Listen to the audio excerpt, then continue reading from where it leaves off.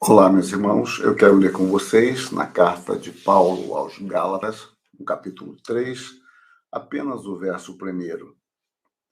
Ó Gálatas insensatos, quem vos fascinou a vós outros, ante cujos olhos foi Jesus Cristo exposto como crucificado?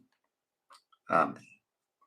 Meus irmãos, a dúvida muitas vezes é natural dentro de um processo de conhecimento. A dúvida, ela costuma ser espontânea. Você, diante de dois objetos, três, quatro, você fica em dúvida. E depois, essa dúvida, ela vai, ou ela pode adquirir um status mais sofisticado quando você examina os objetos, digamos assim, e você fica em dúvida entre dois. Acontece isso, vocês podem observar. Vocês, às vezes, querem comprar um computador novo, querem comprar algo para atualizar o que você já tem, ou se vale a pena trocar ou não, ou mudar, quem sabe, o HD. Então você fica em dúvida se você deve comprar um carro novo, mas vamos dizer assim, mais simples do que você tem, ou investir algo no modelo que você tem, mais sofisticado e um pouco mais caro, teria que entrar em um tipo de despesa. Então, são coisas do cotidiano. Isso vai em coisas mais caras, como eu falei, computador, carro, casa, e vale também para as coisas pequenas, que você pode ter dúvida se vale a pena ir naquele mercado que está em promoção naquele dia, os legumes, mas, em compensação, você vai pegar filas, o estacionamento vai ser problemático, o mercado mais longe um pouco do que esse que não tem promoção naquele dia, mas você terá estacionamento, ganhará tempo e os legumes talvez sejam até mais frescos, tal. Bom, nós enfrentamos isso.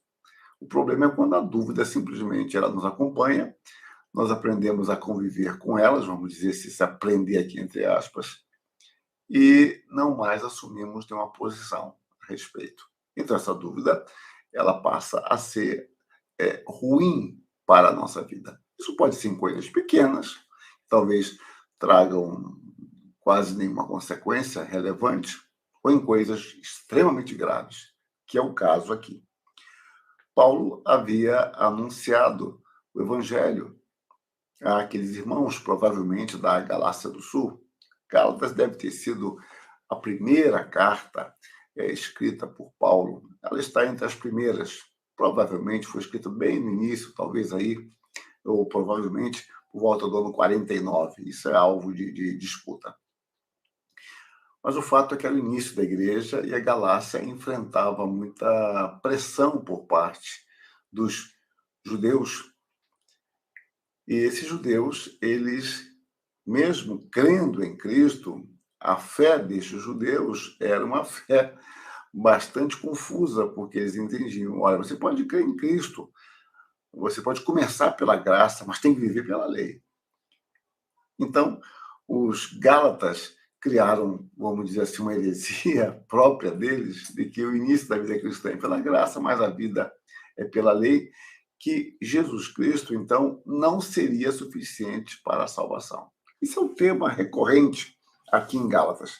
A questão no capítulo 3, verso 1, é que Paulo diz: olha, eu expus a mensagem a vocês, foi exposto, como assim, diante dos olhos de vocês, com muita vivacidade, com muita precisão.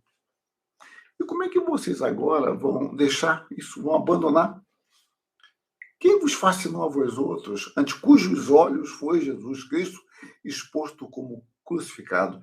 E ele os chama de insensatos, pessoas que agem sem pensar, que tomam atitudes resultantes de uma falta de reflexão e ou de incredulidade.